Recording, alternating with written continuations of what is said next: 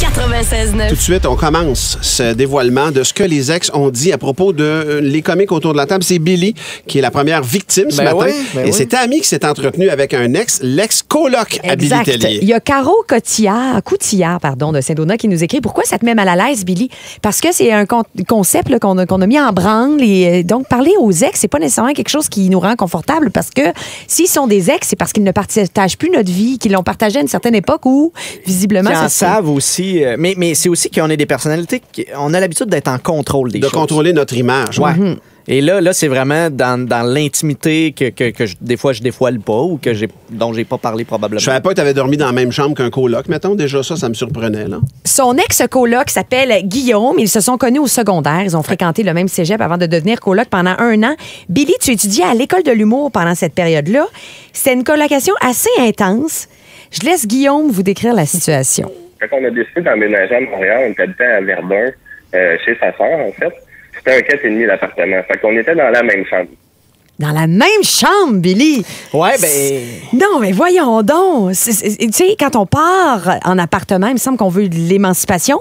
On veut être autonome. Ben oui. Toi, t'es dans la même chambre que ton coloc. On avait juste pas bien planifié nos affaires. On s'attendait pas à aller à Montréal les deux, puis ben on trouvait pas l'appart, fait que ma soeur avait une pièce de disponible, puis on a fait on va être côte à côte. Puis je te dirais qu'il y avait juste 2 matelas dans la chambre, puis un bureau parce qu'il n'y avait pas d'espace. Là. Tu t'es pas vanté de ça, hein, Billy? Non, c'est pas les années les plus fastes.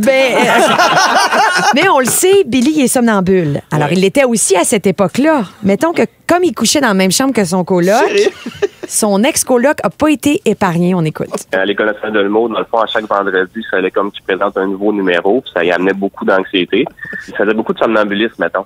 Fait que c'est sûr que le jeudi soir, là, c'était toujours une petite crise de somnambule qui se promenait dans la maison. Il y avait tout le temps quelque chose qui faisait de bizarre. Comme un moment donné, je me suis réveillé, puis je me suis juste ouvert les yeux, puis il était comme à 2 pouces de ma face, les mains pas loin de ma bouche. Je sais pas ce qu'il faisait. Une autre fois, mettons, j'étais dans le salon en train de faire mes travaux de session.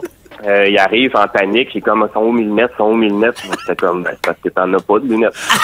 Il était comme OK, oui. Fait qu'il est parti se coucher, tu sais. Après ça, il y avait tout le temps le petit moment où est-ce qu'il revenait comme à lui. Sinon, d'autres fois, se réveiller en pleine nuit en criant, montant dans le lit parce qu'il y a des araignées partout qui essaient de l'attaquer ou des bonnes nuits de sommeil, mettons. C'est comme un sleep talk, mais décrit par quelqu'un. Exact. Il a été bon de vivre ça. Je lui ai demandé aussi de me parler de vos passe-temps à l'époque où vous étiez coloc. Qu'est-ce que vous faisiez? Ça m'a pas trop surpris. Il dit que vous sortiez allègrement dans les bars et d'après lui, vous y alliez pas mal fort. Et là, j'ai demandé, est-ce que vous cruisiez? Est-ce que Billy cruisait? Je pense que dans tous nos déboires qu'on a eus dans les bars, on n'a jamais réussi à avoir de one night. Fait qu'on était soit vraiment pourris ou on l'avait pas.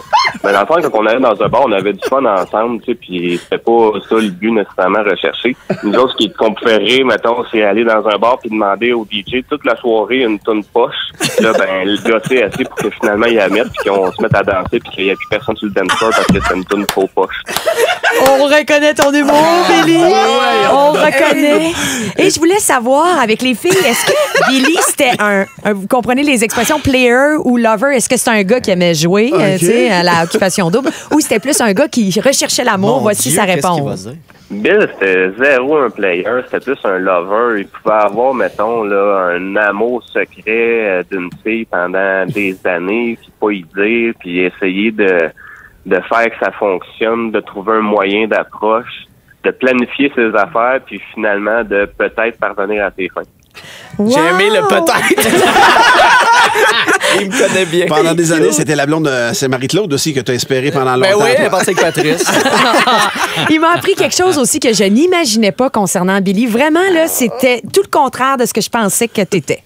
Ce qui était très drôle au secondaire, c'est ça, vu qu'on a fait quand même beaucoup de théâtre, beaucoup d'improvisation ensemble, puis quand même des beaux moments, des moments forts. Tu sais, Bill, il y avait vraiment beaucoup le trac, surtout avant les spectacles de théâtre, là.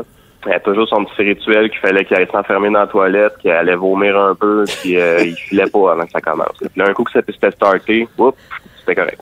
Hey, as-tu réussi à travailler ça ou ça t'arrive encore? J'étais physiquement malade. Puis je tombais malade, là, mais vraiment beaucoup. J'avais des problèmes de gorge, j'avais des problèmes de... C'était probablement psychosomatique, mais j'ai dû travailler ça vraiment beaucoup. Ma question, est-ce que tu as déjà frenché quelqu'un d'une pièce? De théâtre? Oui. Oui. Ah oui, hein? Oui, mais je me brossais les... Ouais, je comprends. Mais une chance que tu as perdu cette habitude-là avant chaque petit monde, ce serait lourd Ça à serait gérer. lourd à mourir. Ouais, mais je reste quand même quelqu'un de stressé. C'est juste que je le manage bien, mais je pense qu'à l'intérieur, j'ai quand même un stress. Je suis un bon comédien de stress, je pense. Ah, c'est bon. Il m'a aussi appris qu'au cégep, vous aviez suivi ensemble des cours d'allemand. Je t'ai entendu parler. Oui.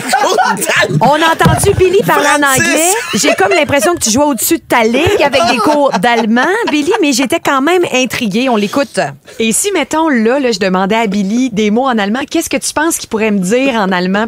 Bonjour, comment ça va? Compter un peu jusqu'à 10, sûrement. Mais d'après moi, il s'en rappelle assez de ça. Alors, la question qui tue, mon Bill. Bonjour en allemand? Guten Tag. Oh, pas pire. Tu peux-tu compter? Hans, van, drei... Puis après ça devient flou. Mais je me rappelle d'une phrase.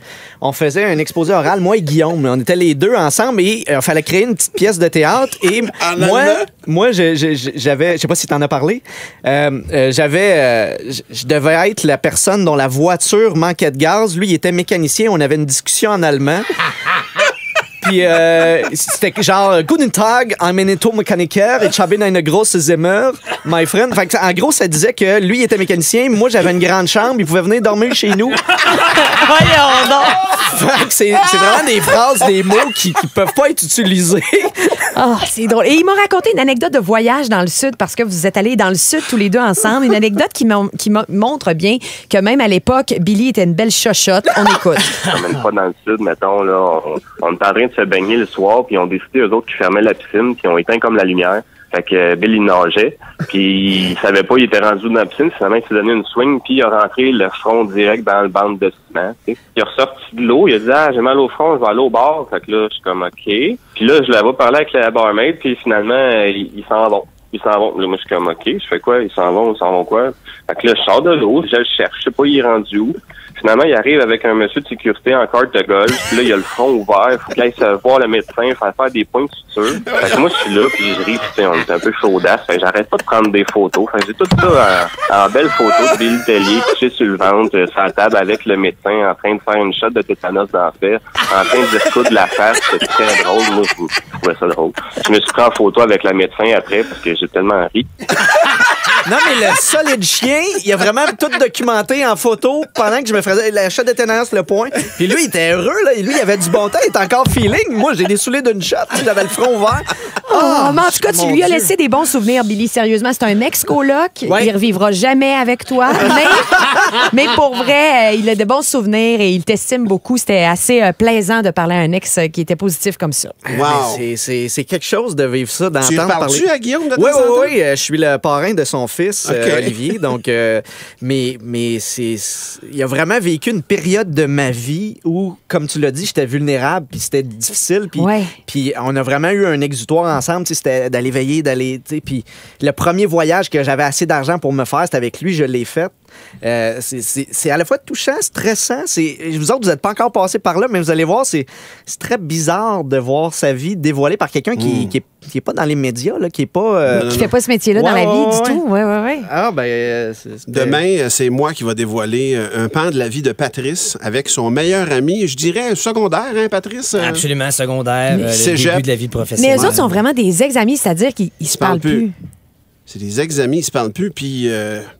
Demain, je pense qu'après-demain, tu vas vouloir y reparler. C'est mon feeling. On verra demain.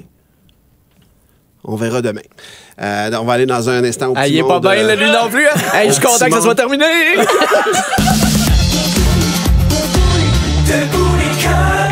En semaine, dès 5h25. 96.9.